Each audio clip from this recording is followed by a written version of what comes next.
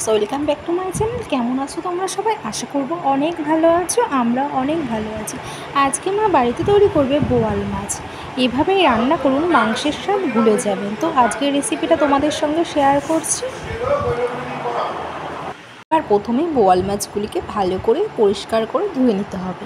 আমরা এখানে ভালো করে জল দিয়ে ধুয়ে নিচ্ছি মাছগুলিকে। এবার মাছগুলিকে একটু লবণ হলুদ মাখিয়ে নিতে হবে, আর একটু দিতে হবে সর্ষের তেল। সর্ষের তেল দিলে মাছটা ফুটবে না, যেহেতু এই মাছ খুব ফোটে, এর জন্য আমরা এখানে সর্ষের তেল অ্যাড করেছি। এবার ভালো করে মাছগুলিকে হাত দিয়ে মেখে নেব। আমাদের এখানে মাছগুলি ভালো করে মাখা হয়ে গেছে। এবার আমরা একটি পাত্রে রেখে দেব।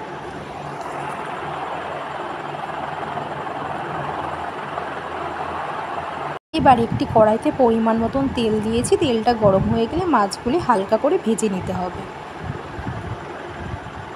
আমাদের এখানে মাছগুলি ভাজা হয়ে গেছে। এবার আমরা একটি পাত্রে মাছগুলিকে তুলে নেব।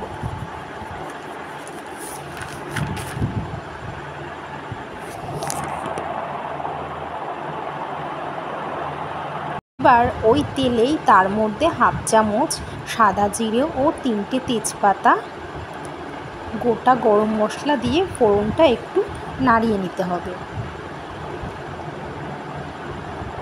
আমরা এখানে এবার ভালো করে একটু নাড়িয়ে নেব।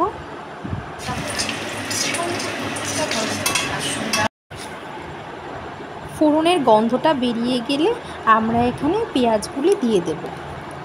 পেঁয়াজগুলি দিয়ে ভালো করে লাল লাল করে ভেজে নিতে হবে।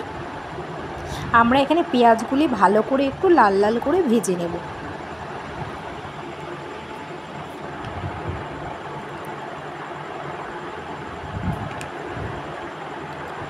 আমাদের এখানে পেঁয়াজগুলি ভাজা হয়ে গেছে লাল লাল করে।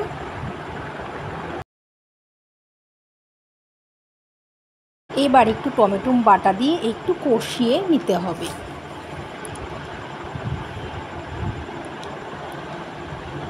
আমরা এখানে ভালো করে খুন্তি দিয়ে নাড়িয়ে নেব।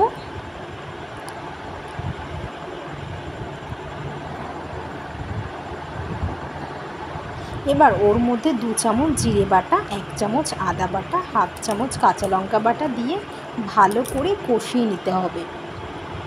ভালো করে কষিয়ে নেওয়ার পর এবার দিতে হবে সামান্য একটু নুন, হলুদ, ঝাল লঙ্কার গুঁড়ো 1 চামচ, কাশ্মীরি লঙ্কার গুঁড়ো 1 চামচ দিয়ে মশলাটাকে ভালো করে ঢেকে ঢেকে কষাতে হবে।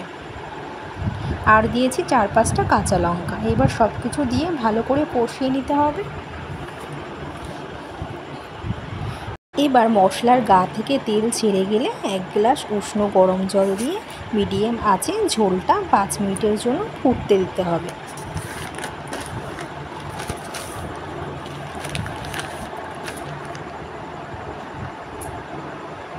এবার 5 মিনিটের জন্য ঢাকনা দিয়ে রেখেছিলাম। ঢাকনা তুলে ভালো করে ঝোলটাকে ফুটে গেলে মাছগুলিকে আস্তে আস্তে কড়াইতে দিয়ে দিতে হবে।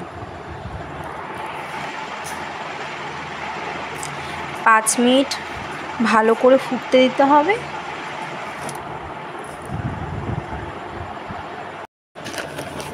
এবার 5 মিনিট বাদে ঢাকনা তুলে সামান্য একটু ধনেপাতা কুচি দিয়ে ভালো করে নেড়ে চেড়ে নিতে হবে।